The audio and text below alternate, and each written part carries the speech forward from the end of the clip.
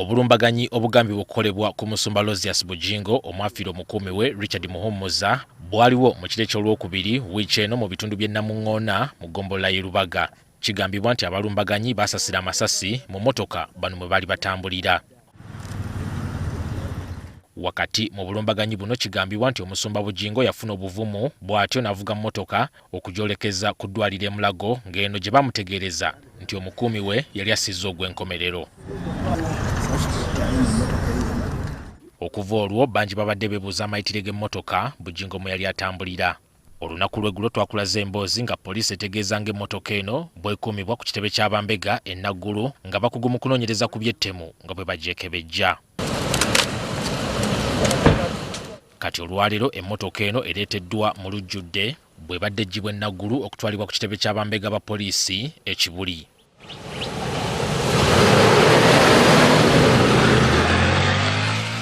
Okusinziira ku bye tulabyeko, mmotoka eno ebaddeko ebituli by'amasasi 11. Ebituli bino bibadde ku luggi lw'emmotoka eno olw'omu maaso ku ludda olw'omusaabaze nga ne mu mitto gyayo mubaddemu omusaayi ogwakala nga gwakulukuta okutuuka we bassa ebigere.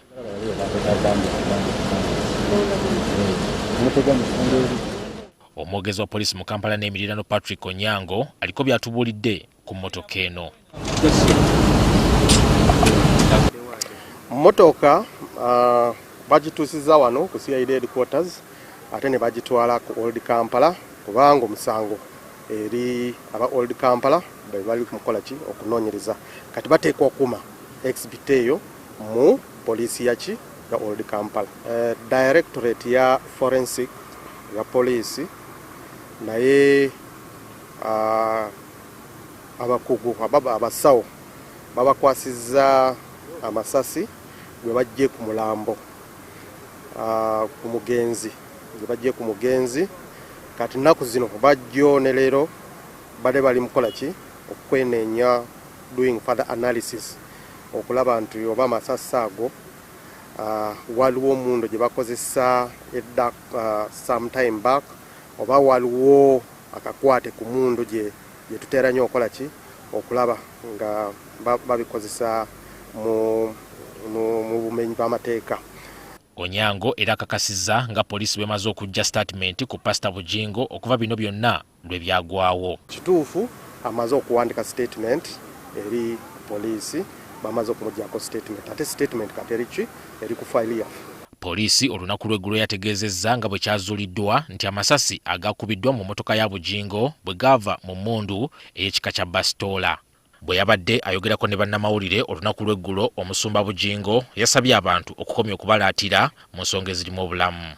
So tambulira mu forgiveness, tambula nga you have forgiven.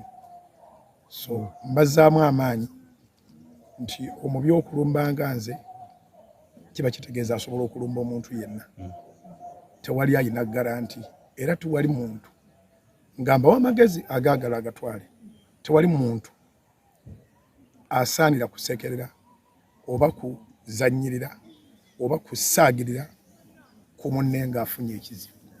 Taliiyo kubanga tewali ali immune ku bizibu, ku mitawaana, ku bibamba, tewali ali immune. Taliiyo.